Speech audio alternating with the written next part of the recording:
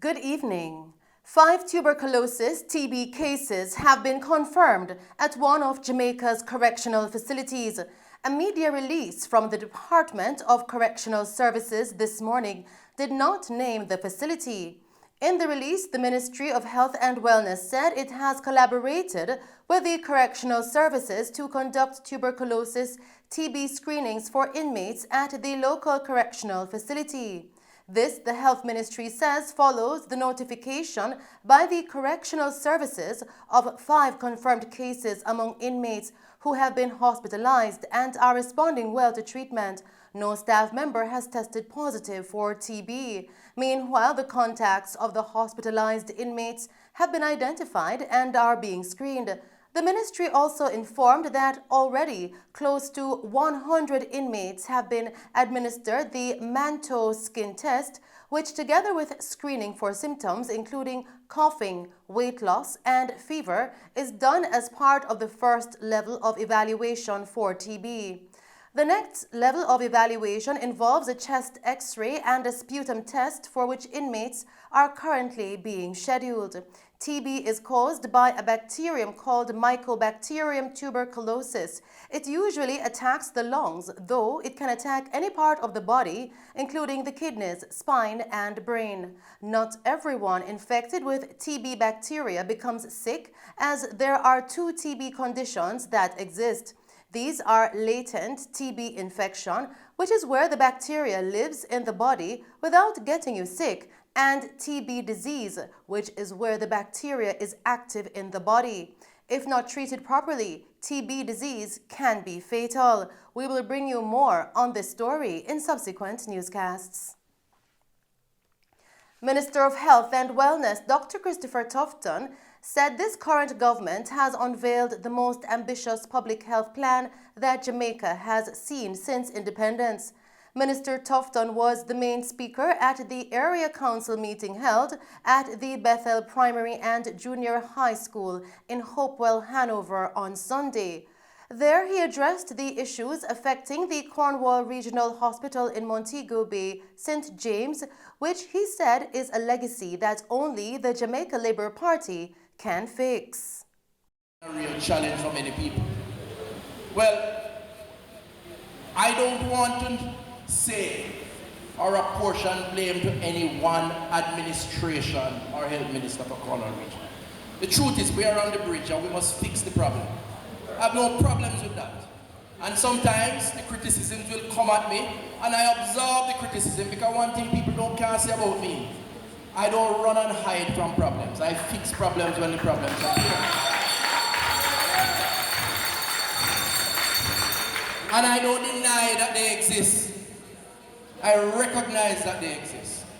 But the Cornwall regional problem is a legacy that only the Labour Party can fix, and the Labour Party is fixing it. Give us a little time.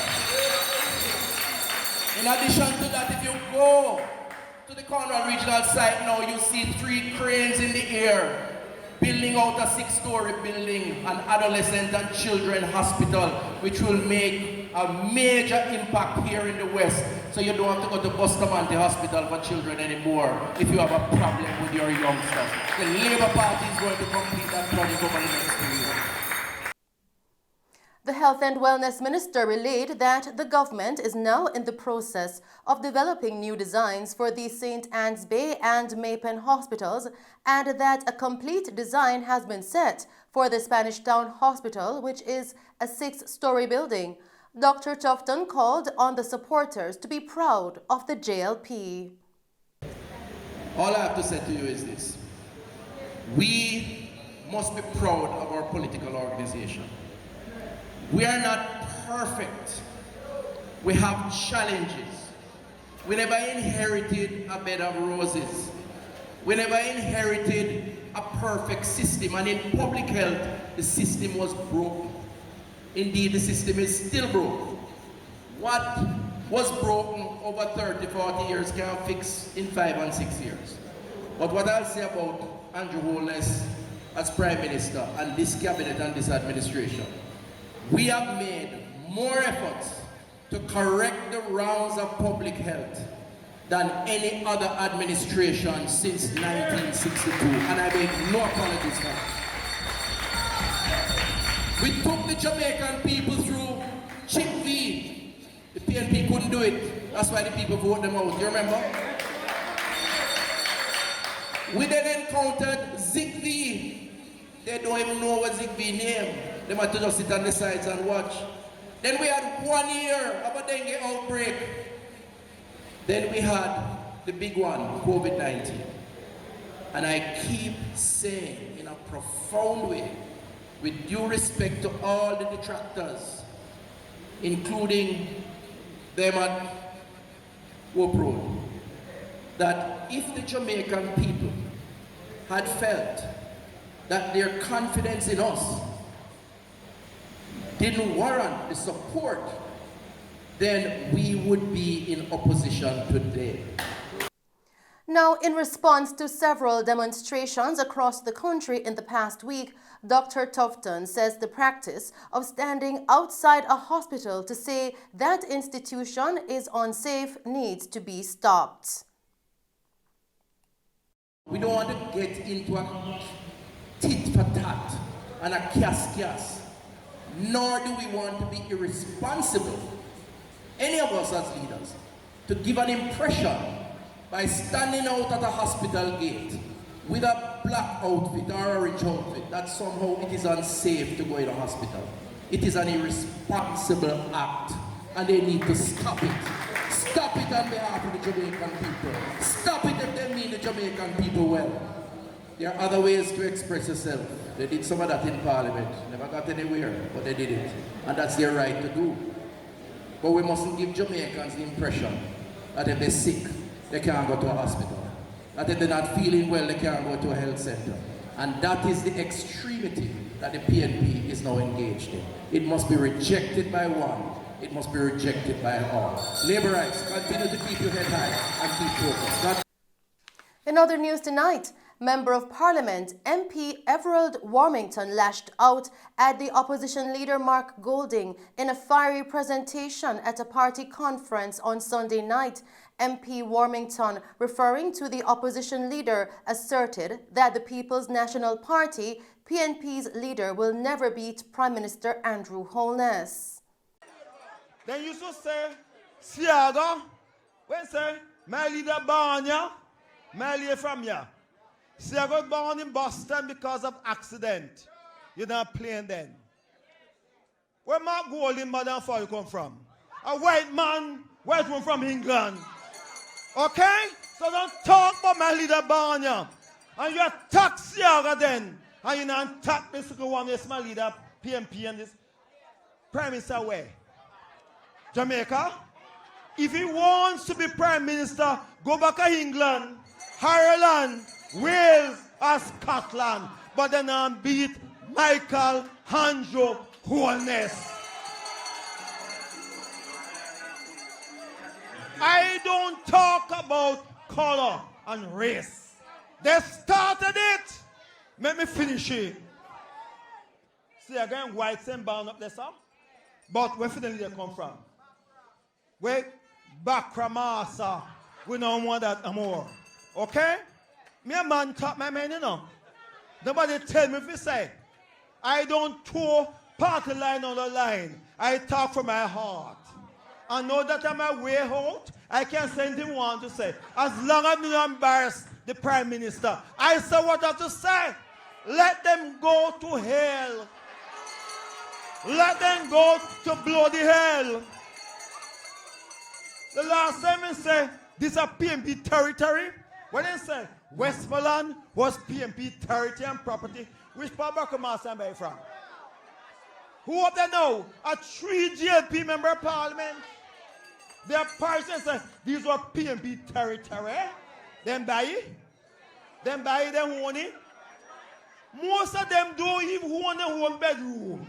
He said the PNP started the conversation about colour, adding that opposition leader Mark Golding will never beat Prime Minister Andrew Holness in an election.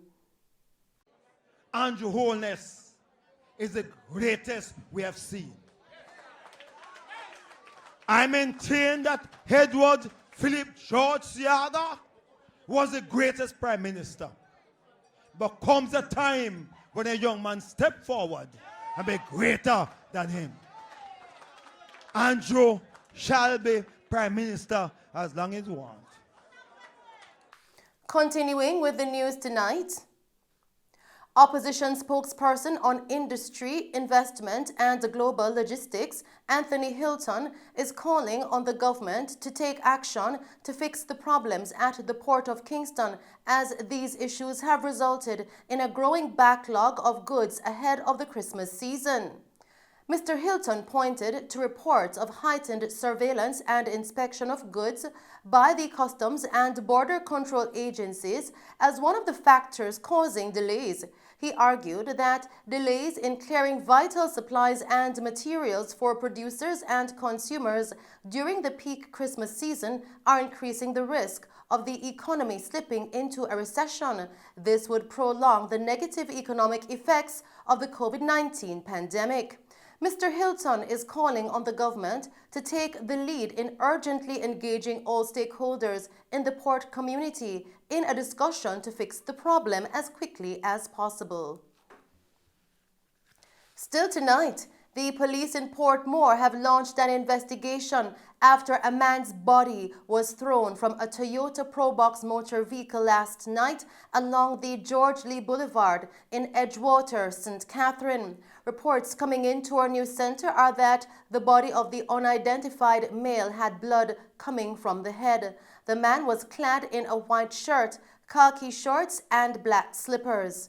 Eyewitnesses say the incident occurred at 9:45 p.m. The body was transported to the Spanish Town Hospital in St. Catherine, where death was confirmed.